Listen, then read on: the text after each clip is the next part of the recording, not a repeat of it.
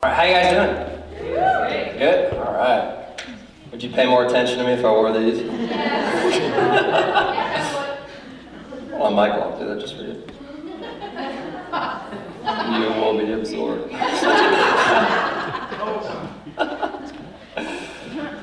I am glad to be here with you guys, and I'm glad to have the opportunity to be able to share the word this morning.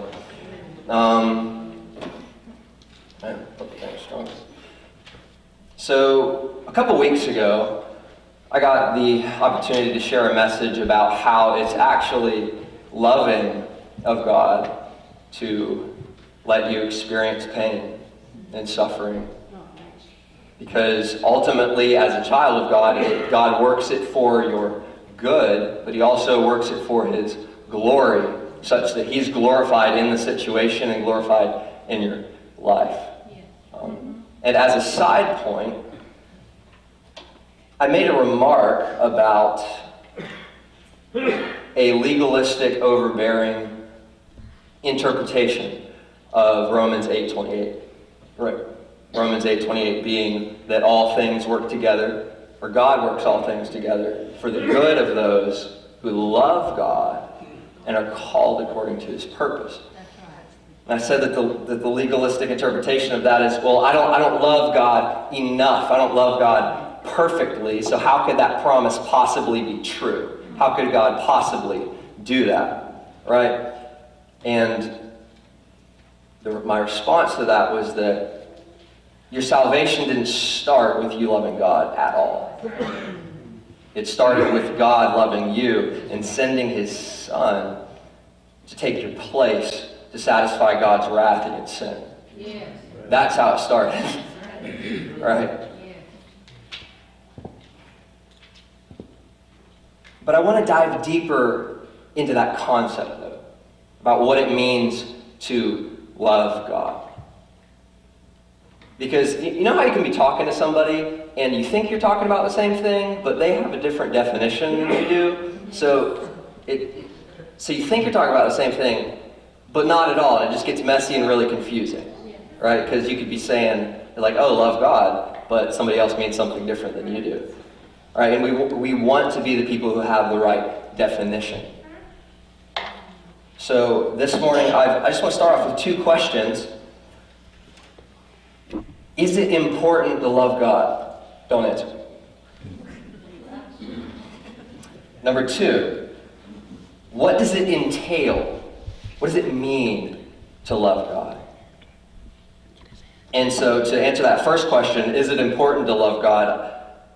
If you read the Bible and you know a little bit, you would say emphatically, yes, right? Anybody would agree with that? Right. Correct.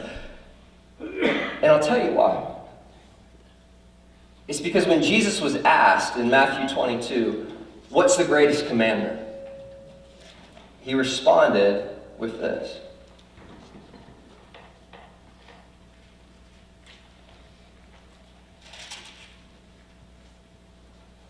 Jesus said to him, "You shall love the Lord your God with all your heart, with all your soul, with all your mind, and with all," some translations say strength.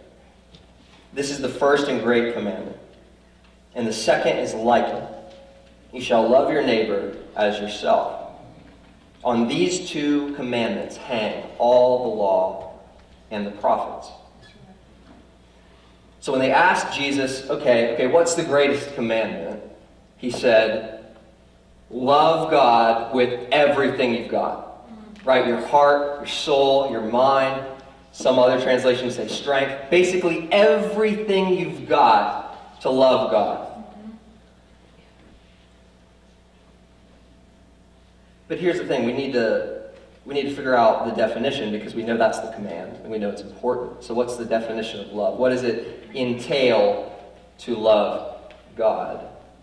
Does it have something to do with your feelings and affections? Or does it have something to do with obeying God's rules and obeying His laws? Because there would be some people who would be like, oh, well, to love God explicitly equals obeying His commands. And then there'd be another group over here to be like, oh, well, I mean, come on, man. I mean, can't I just feel happy-go-lucky all the time about God and just not really worry about obeying what he says? Because, I mean, this is a relationship, and how can there be rules in that, But then there's a third group. And we want to be the third group today who gets it right. Yeah.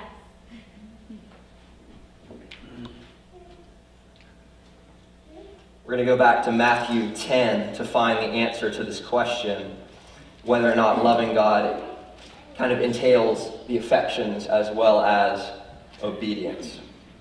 And I'm going to read the totality of the passage so we can kind of get what Jesus is talking about in context and then hone in on a specific verse. Matthew 10, starting at verse 34, Jesus says, "Do not think that I came to bring peace on earth. I did not come to bring peace, but a sword. Yes. For I have come to set a man against his father, and a daughter against her mother, and a daughter-in-law against her mother-in-law. And a man's enemies will be those of his own household. He who loves father or mother more than me is not worthy of me. And he who loves son or daughter more than me is not worthy of me. And he who does not take his cross, follow after me, is not worthy of me. He who finds his life will lose it. And he who loses his life for my sake will find it." Okay, so Jesus is explaining how I didn't come from heaven so everything could be all hunky-dory and kumbaya and everything for everybody, right? I came to the earth to separate the whole world, to divisively cut in half everyone who would be with me and who's against me. Wow. Did not come to bring peace, but a sword. And ultimately, if you think about it, since he is the Prince of Peace, he brings peace by the judgment of his enemies. But also brings us peace with God who trust in him.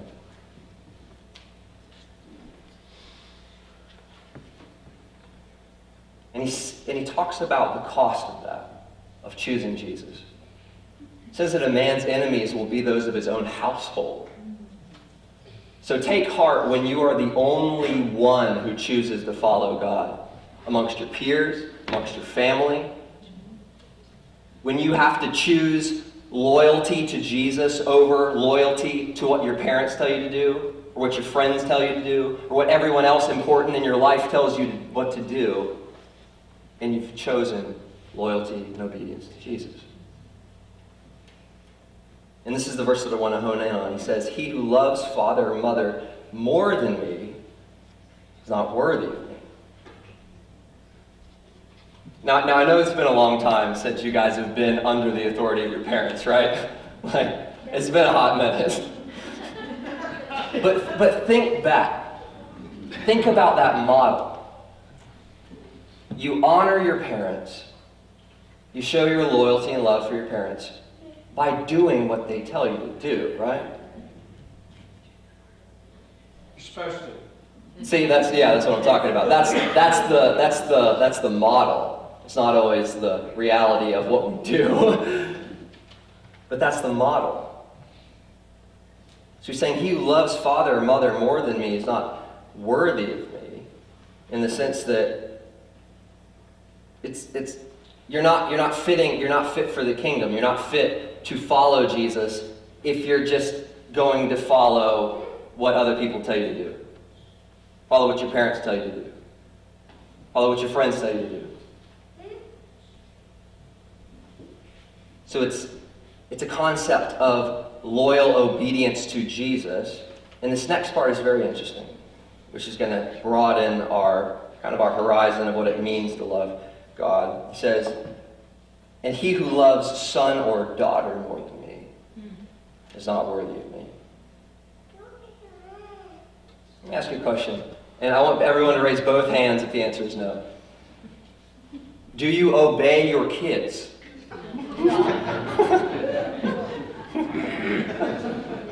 No, right? Absolutely not. If your kid told you what to do, you just be like, go to your room. you're grounded. You can't date until you're like 37, right? Like, you don't obey your children. It's not how it works. We're getting to that one. It's not supposed to work that way, right?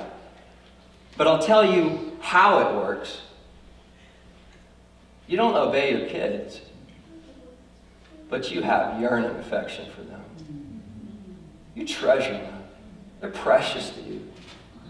You wouldn't give them up for anything, except for maybe an expensive guitar. But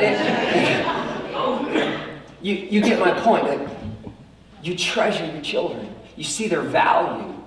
You love them. You have affection for them. They have your heart. And so when Jesus says, if you love your little boy more than me, if you love your little girl more than me, if you love your son, if you love your daughter more than me, you're not fitting for me. You're not worthy of me. So I believe that answers the question as to whether loving God has to do with our feelings and affections, or whether it has to do with loyal obedience. It's both. That's right. It's both. Absolutely yes, it's both. And I can honestly tell you that a couple of years ago, I legitimately thought that to love God equaled obeying His commands. I feel like I sometimes still fall into that. But I genuinely thought that to love God equaled obey commands. But that's not the full picture. And I'll show you from Scripture. In John chapter 14, verse 15, this is Jesus talking, and notice how he phrases this. If you love me, keep my commandments. If you have affection for me, keep my commandments. Love for Jesus precedes obedience to Jesus. That's right. Flip it, it's wrong. Yeah.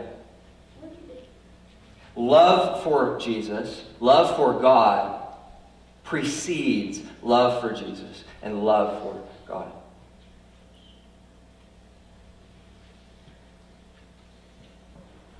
Love is just the wellspring from which obedience just flows. It's just bubbling over. Just think about that picture. Love for Jesus is just the wellspring from which obedience to Jesus just runs and flows over. Yep. And as a general principle, love is the wellspring from which action goes forth, right? Love makes people do crazy things. Whether they're crazy and noble or just flat out crazy and stupid. You guys know what I'm talking about. I just think about the example of Jacob in the Old Testament, in Genesis, where this dude, he's talking to Laban and he's like, hey, I'll work 7 years for your younger daughter Rachel. And then Laban's like, no, it'd be better for me to give her to you than to somebody else. So work for me for 7 years. And then the brother works for 7 years to be with this girl. And the scripture actually tells us that he worked 7 years, but it seemed like a few days because of the love that he had for her. I mean, like the brother's on like cloud 9. You can't take him down. He's like, I just love this girl so much. I'll just do whatever it takes. I don't care. I don't care what the cost is. And turns out he gets tricked and he has to work another 7 years. But he still does it. Right? Yeah. No, he's foolish.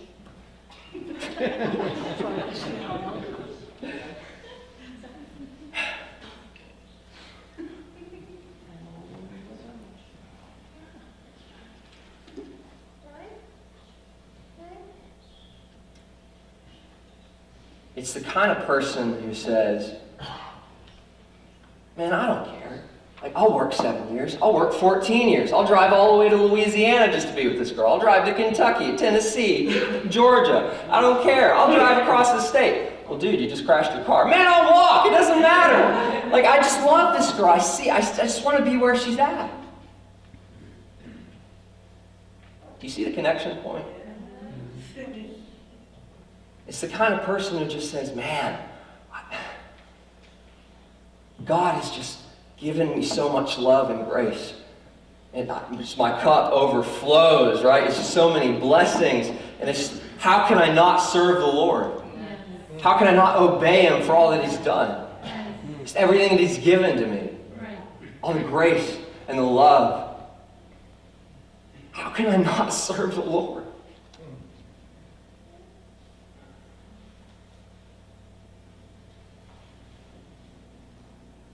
But if I'm honest, I don't have that attitude all the time. And I mean, it's not far off to say that you experience some of that as well. A lack of love for God.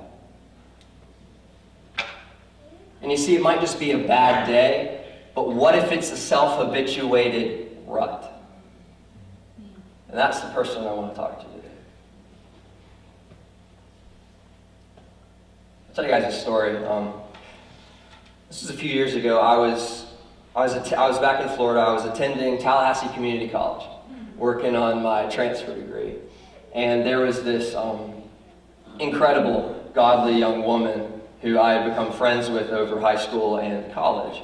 And I was walking to class one day and crossed paths. And we started chatting, you know. And she says this to me. She says, you know, recently I've just been convicted about really a lack of love for the Lord. Full stop. Full stop.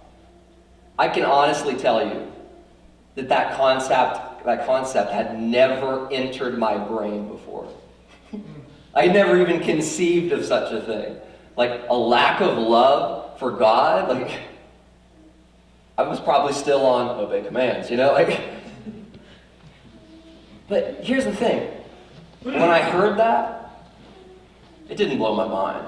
Like, even though I'd never encountered that before, and that was the first time really that I was exposed to that concept, it didn't blow my mind that day. It didn't even blow my mind that week, that year. But this week,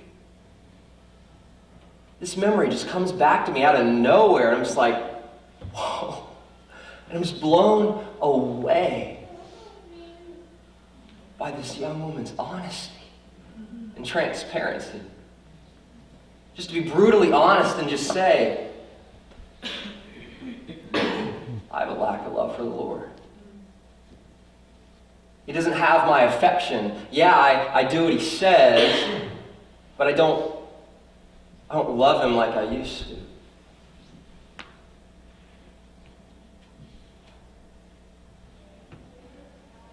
And that's the first step. If that's you today, this is the first step to get back on the right track. It's to acknowledge it. That's right. To be brutally honest with yourself and say, I've fallen here. I don't love God like I used to. Yeah, sure, I do what He says, you know. But I've just grown indifferent.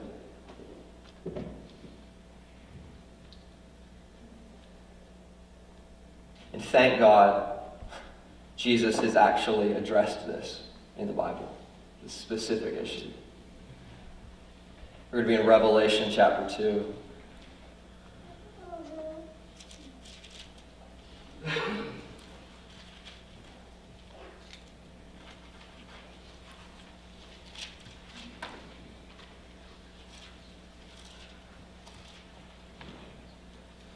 Jesus says to the church at Ephesus, He says, I know your works, your labor, your patience, and that you cannot bear those who are evil. And you've tested those who say they're apostles and are not, and have found them liars. And you've persevered and have patience, and have labored for my name's sake, and have not become weary. Nevertheless, I have this against you, that you have left your first love. Remember, therefore, from where you've fallen. Repent, turn, and do the first works.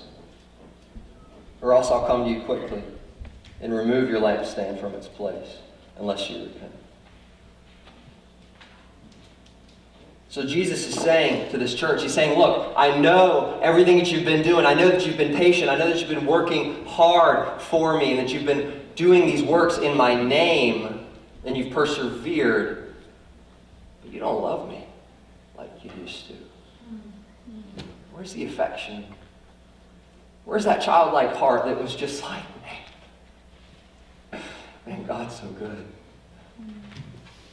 Just the humility to just be overwhelmed and say, man, my cup just overflows.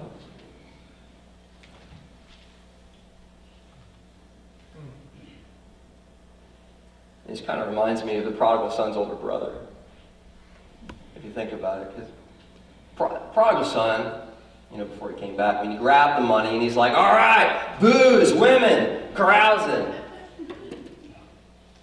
Hit a dead-end street, came back to the father. Let me tell you what, the older brother stayed home. The older brother did everything right.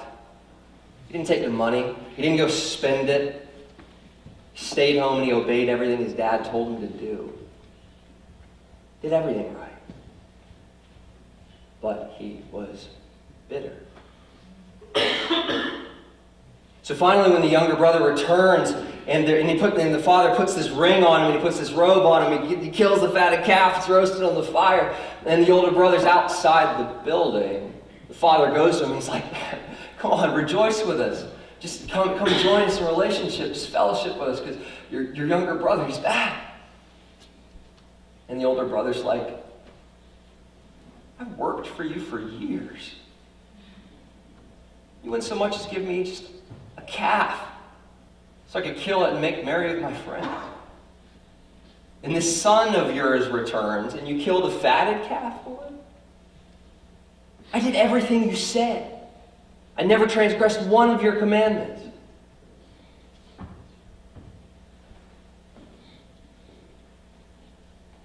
You see it? He obeyed the command, but missed out on the relationship. That's right. And I'm telling you, Jesus left that parable as a cliffhanger. He doesn't say whether or not the older brother went inside and joined the party and just got to experience just the beauty of relationship with his brother and with his father. So I say to you today, you get to finish this story. What will you do? Are you really content obeying the command and missing out on the relationship? Are you really content?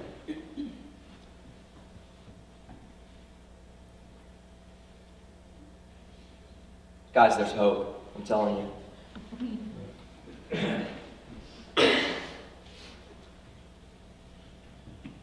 Think back to the time in which you just loved God. You didn't try. It wasn't something that you fabricated. It wasn't something that you just, I mustered it up and I'm like, I love God now, It just happened. It was spontaneous. It was beautiful, right? Think back to that time. Think about the kinds of actions that were characteristic of you in that period. I guarantee you were reading your Bible. I guarantee you were praying in a non-monotonous way with honesty. And when you opened the book, you said, I want to actually do this. I want to hear from you. I want to actually do what you say, not just go through motions. So this morning, I want to challenge you as we leave this place. Write this down or get it in your phone. Read John 15, verse 1 through verse 17. And read Luke Actually, we'll read Luke right now, and you can just read 15, John 15.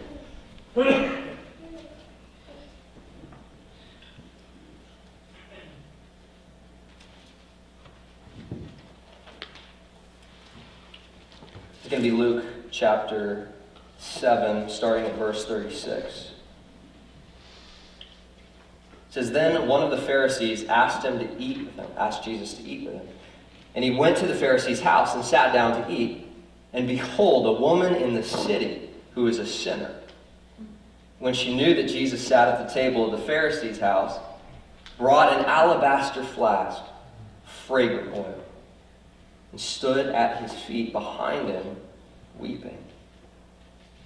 She began to wash his feet with her tears and wiped them with the hair of her head. And she kissed his feet and anointed them with the fragrant oil. Now when the Pharisee who had invited Jesus saw this, he spoke to himself, saying, this man, if he were really a prophet, he would know who and what manner of woman this is who's touching him. For she's a sinner. And Jesus answered and said to him, Simon, I have something to say to you. So he said, Teacher, say it. A certain creditor who had two debtors. One owed him $5,000, the other owed him $50. And when they had nothing with which to repay him, he freely forgave them both. Tell me, therefore, which of them will love him more? Simon answered and said, I suppose the one who he forgave more. And he said to him, You've rightly judged. Then he turned to the woman and said to Simon, Do you see this woman? I entered your house. You gave me no water for my feet, but she's washed my feet with her tears and wiped them with her hair. You gave me no kiss, but this woman has not ceased to kiss my feet since the time I came in. You did not anoint my head with oil, but this woman has anointed my feet with fragrant oil. Therefore I say to you, her sins, which are many, are forgiven, for she loved much. But to whom little is forgiven, the same loves little.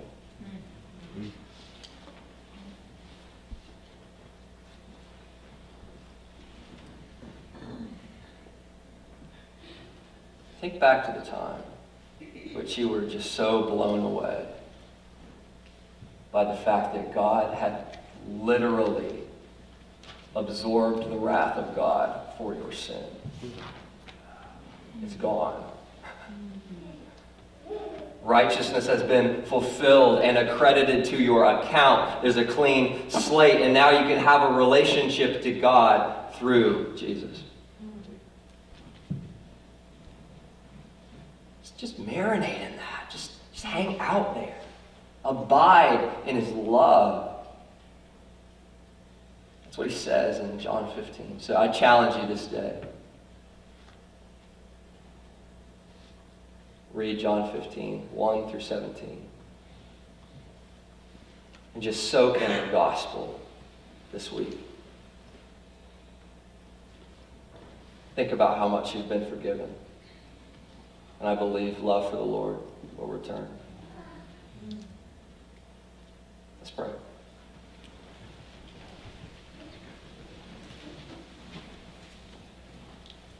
Father, thank you for just every person in this room. Thank you that you care about us, that you're mindful of us, of just the stars in the sky, that you created all this stuff, just that beautiful moon last night. We're like a speck of dust. You're just mindful of us.